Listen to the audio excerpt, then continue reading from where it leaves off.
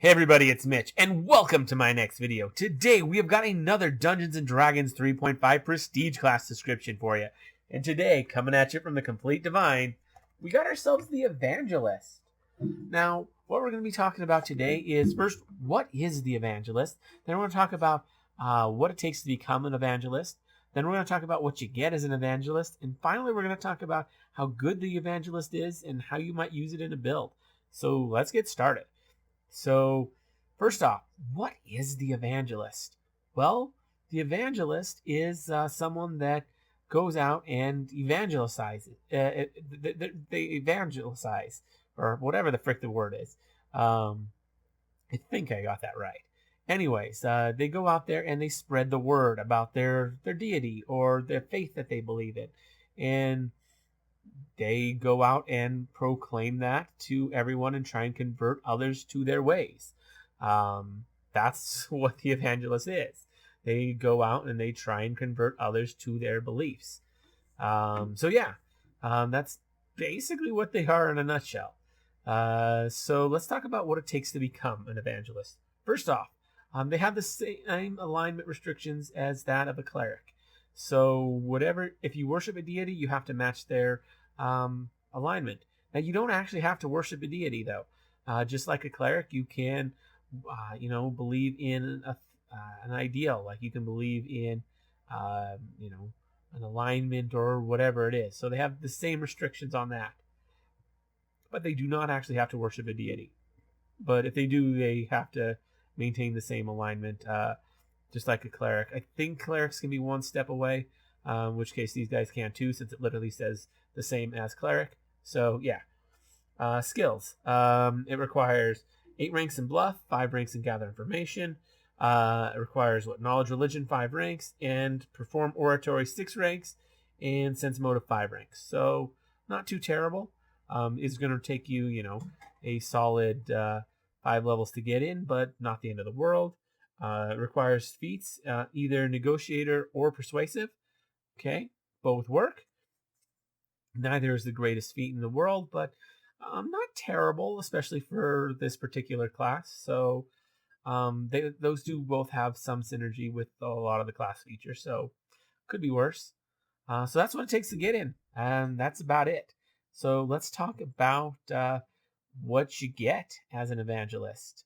First off, so they get a average base attack. Not terrible. I mean, it's not the greatest, not the worst. It is what it is. They get a good will save, but a bad fort and reflex. So it's okay, I guess, so far. Now, skills, they get 6 plus int. These guys get a lot of skills. Their skill list is decent, too. They don't have the caster skills, which is a little unfortunate, but they got a lot of good skills, including speak language. So very nice. These guys are really good when it comes to skills. So that's good. And they get some class features as well. So they get Great Orator, which is basically the same thing as Bardic Music. It actually stacks with Bardic Music. It doesn't tell you how often you can use it, which is interesting. I suspect that it would follow the same rules as Bardic Music, and since it does stack with that, but it doesn't actually say. So that's an interesting little loophole there, or whatever. Let's see. They also, but it does stack. So all your evangelist levels will stack with your bard levels for determining how powerful your bardic music abilities are, which is nice. And yeah, let's see. So you get Inspire Dread or Inspire Hope at first level, depending on whether you're evil or good or neutral. If you're evil, you get Inspired Dread, which makes it so that any of your enemies take a -4 penalty on their will saves. There's no save against this. They just take this penalty, which is pretty nice. Now, for the good and neutral version, they get Inspire Hope, which gives your allies a +4 bonus on will saves. So that's kind of cool.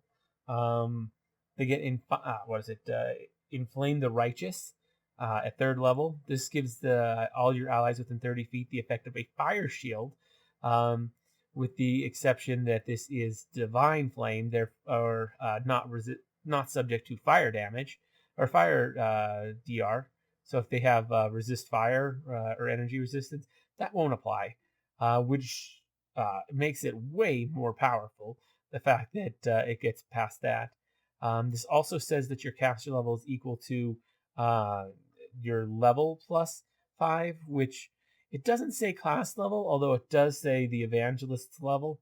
The way it's worded is weird, so it probably means your class level plus 5, but the way it's worded, it kind of sounds like it's saying character level plus 5, which would be way more damage. Um, so yeah, also Flame Shield's normally a personal spell. The fact that you can cast it on your allies as well with this is pretty nice. Um, yeah, it's really, really good in all honesty. And then they get Convert the Faithful at 5th level. The opponent has to make a. So basically, you can target somebody. They have to make a will save. And if they succeed, they're, what is it? Not stunned. Shaken for 1 round, which is a big deal. That's a pretty serious status effect. And if they fail, they convert to your alignment, at least temporarily, and are basically charmed. It's really, really nice. Now, I assume if they have metal, then they would be immune to this, but still really, really good. Yeah. Ooh, and another thing about Enflame the Righteous. So Flame Shield does say that spell resistance applies to the damage, except for since this is emulating a flame emulating fire shield, and this is actually a supernatural effect. It kind of implies that there would be no spell resistance. So yeah, pretty nice, even better than Fire Shield in a lot of ways. Let's see. So that's what they get for their bardic music, but they also get Fast Talk, which allows them to, and this is at 2nd level, that allows them to take only a -5 penalty for doing a rush diplomacy as a full round action. So as a full round action, they can try a diplomacy check on someone at only a -5 penalty instead of, I think the normal is like -10 or 20. It's kind of hard to do that as a full round action. These guys are better at it. So that's kind of nice.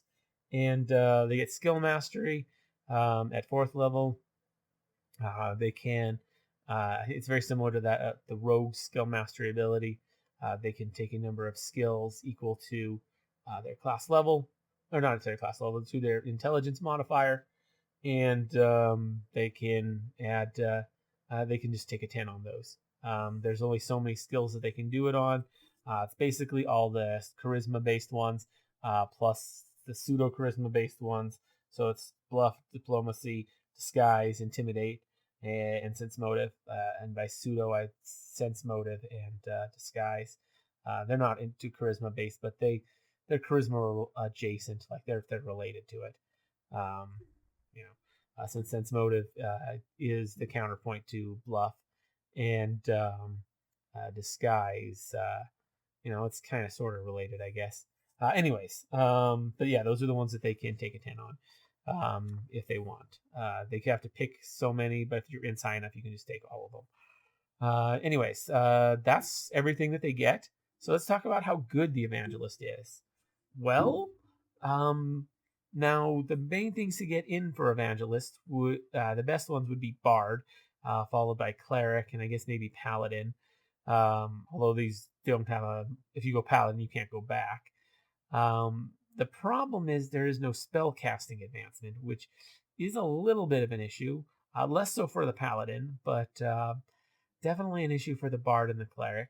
But not too terribly bad, especially if you were going to go Sublime Chord later.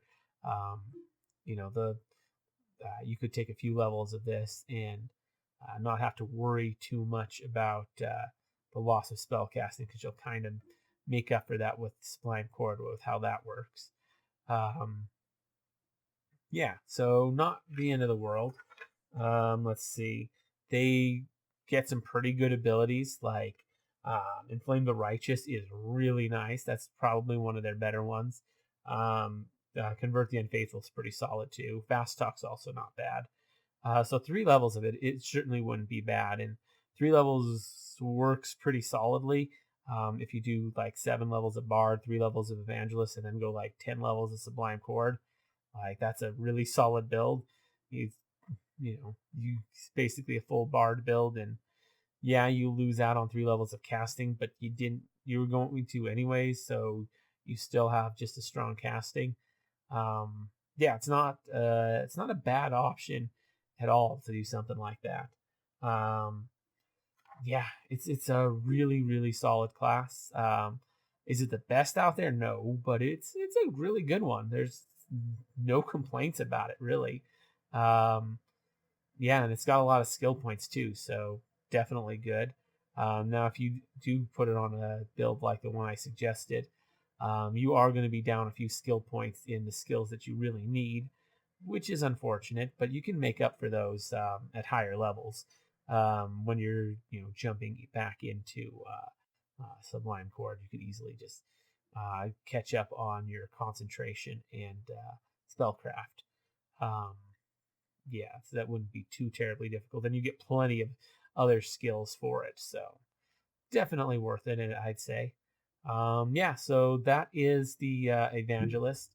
Let me know what you guys think down in the comments below. I always love hearing from you. If you enjoyed the video, consider giving it a like. Maybe subscribe to the channel for more D&D 3.5 content, because I do one of these on every single class, race, and prestige class in Dungeons & Dragons 3.5.